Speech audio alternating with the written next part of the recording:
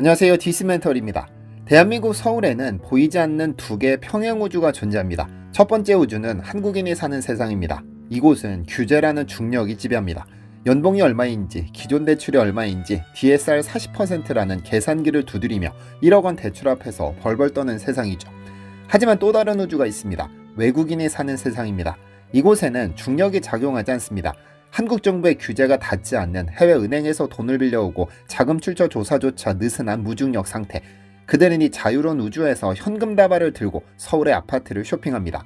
서울 성북동과 한남동과 같은 고급 주택가 등기부 등본에는 수상한 이름들이 등장하기 시작했습니다. 한국어도 서툰 1990년대생, 직업도 불분명한 그들이 수십억, 아니 수백억 원대의 부동산의 새로운 주인으로 이름을 올리고 있는 것이죠. 같은 땅을 밟고 있지만 전혀 다른 룰이 적용되는 이 기막힌 모순.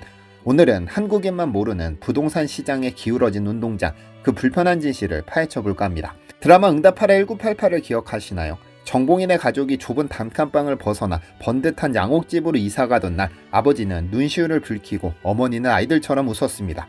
그 시절 우리에게 집이란 성실하게 일하면 닿을 수 있는 꿈이자 노력에 대한 정직한 보상이었습니다. 하지만 2026년 대한민국에서 그 낭만은 산산조각 난 지 오래입니다. 현재 서울 아파트의 평균 매매가는 조정기를 거쳤음에도 여전히 11억 원에서 12억 원을 호가합니다. 평균이 그렇다는 것이고 강남, 서초, 송파와 같은 곳은 수십억은 우스운 금액입니다. 억억 하는 소리에 억장이 무너집니다. 통계청과 KB 부동산 자료를 분석해보면 평균적인 소득을 버는 30대 직장인이 숨만 쉬고 돈을 한 푼도 쓰지 않고 꼬박 모아도 서울에 집 한 채를 사는 데는 30년 가까운 세월이 걸린다고 합니다. 이를 PIR, 연소득 대비 주택가격 비율이라고 하죠. 여기에 최근 정부가 가계부채를 잡겠다며 도입한 규제까지 더해졌습니다. 소득이 적거나 갚을 능력이 조금이라도 의심되면 사다리를 걷어차버리겠다는 뜻입니다. 이제 평범한 월급쟁이에게 서울 등기는 사실상 불가능한 미션이 되어버렸습니다. 그런데 우리가 이렇게 은행 문턱에서 좌절하고 청약 가점 계산기를 두드리며 한숨 쉬는 그 사이 누군가는 조용히 그리고 아주 신속하게 빈집들을 채워나가고 있습니다. 바로 외국인들입니다. 국토교통부가 발표한 2025년 말 기준 통계를 보면 등골이 서늘해집니다. 현재 외국인이 보유한 국내 주택수는 10만 4천 가구, 바야흐로 외국인 집주인 10만 시대를 넘어섰습니다. 물론 전체 주택수 대비 비중이 적다고 반론하는 사람들도 있겠지만 통계의 함정이 있습니다. 중요한 건 그들이 어디를 어떻게 사고 있느냐는 점입니다. 외국인들이 소유한 주택의 73%가 서울, 경기, 인천 등 수도권 핵심지에 집중되어 있으니까요. 우리가 그토록 들어가고 싶어하는 바로 그 알짜배기 땅들입니다. 그 중에서도 가장 압도적인 비율을 차지하는 건 단연 중국인. 전체 외국인 주택 소유자의 약 55%가 중국 국적입니다. 쉽게 말해 수도권 아파트 두 채 중 한 채는 중국 자본이 사들이고 있다는 뜻입니다. 더 충격적인 것은 그들의 부동산을 매입하는 방식과 규모입니다. 서울 성북동 높은 담벼락 너버 재벌 총수들과 각국 대사관저가 모여있는 대한민국 최고의 부촌입니다. 고요하던 이 동네가 발칵 뒤집힌 사건이 있었습니다. 지난 2022년 이곳에 위치한 120억 원짜리 초호화 대저택의 주인이 바뀌었는데 등기부 등본을 떼어보니 소유주가 놀랍게도 1992년생 중국인이었습니다. 더 기막힌 건 그 자금의 출처입니다. 120억 원이라는 천문학적인 돈을 대출 한 푼 없이 전액 현금으로 치렀으니까요. 한국의 30대라면 LTV니 DSR이니 온갖 규제에 묶여 10억 원 대출도 벌벌 떨었겠지만 이 중국인 청년에게는 남의 나라 이야기였습니다.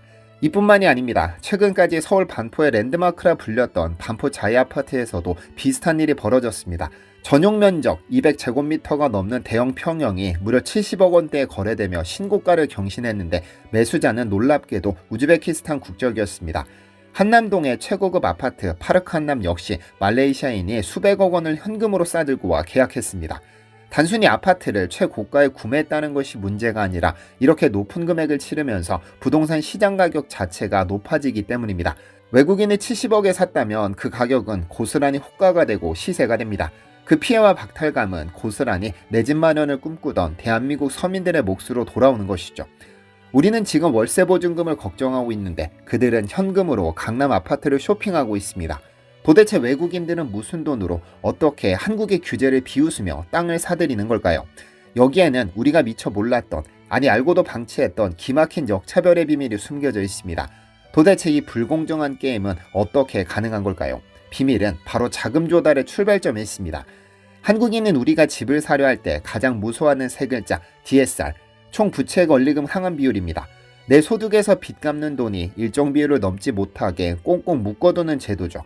은행 창구 직원이 계산기를 두드리며 고객님 연봉이 이 정도시면 대출은 요만큼밖에 안 됩니다.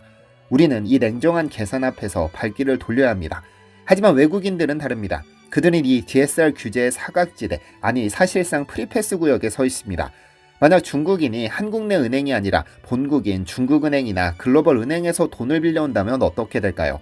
한국의 금융당국은 그 사람이 해외에서 얼마를 빌렸는지, 빚이 얼마나 있는지 들여다볼 권한도 시스템도 없습니다. 우리가 모래주머니를 차고 달리기 시합을 할 때 그들은 스포츠카를 타고 결승선으로 직행하는 꼴입니다. 해외에서 자금을 조달해 현금으로 송금해버리면 한국 정부 입장에서는 그저 전액 현금 매수로 보일 뿐입니다.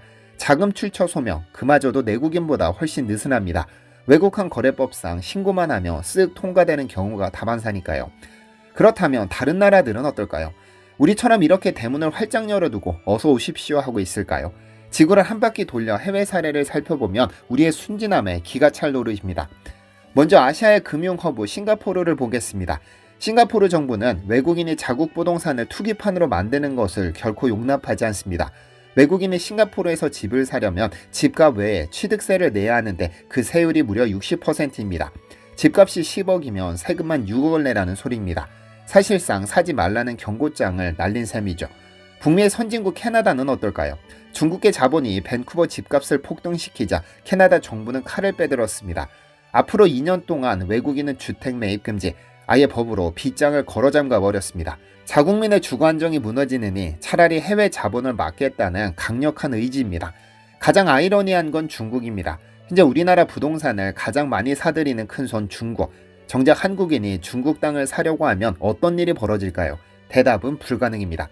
중국은 토지의 개인 소유 자체를 인정하지 않는 사회주의 국가입니다. 외국인은커녕 자국민도 땅을 가질 수 없습니다. 기껏해야 사용권만 빌릴 수 있을 뿐이죠. 우리는 중국인에게 서울의 심장부를 내어주고 있는데 우리는 중국의 흙 한 줌도 가질 수 없는 이 기막힌 불평등, 이것을 우리는 상호주의의 붕괴라고 부릅니다. 지금 대한민국은 전 세계 투기 자본에게 가성비 좋은 맛집이나 다름없습니다. 신고만 하면 누구나 살 수 있고 자금 출처는 묻지 않으며 대출 규제도 피해갈 수 있는 기회의 땅. 그들이 쇼핑하듯 사들인 아파트 값이 천정부지로 치솟을 때 그 거품의 대가는 고스란히 이 땅에서 성실하게 일하며 살아가는 우리 국민들이 치르고 있습니다.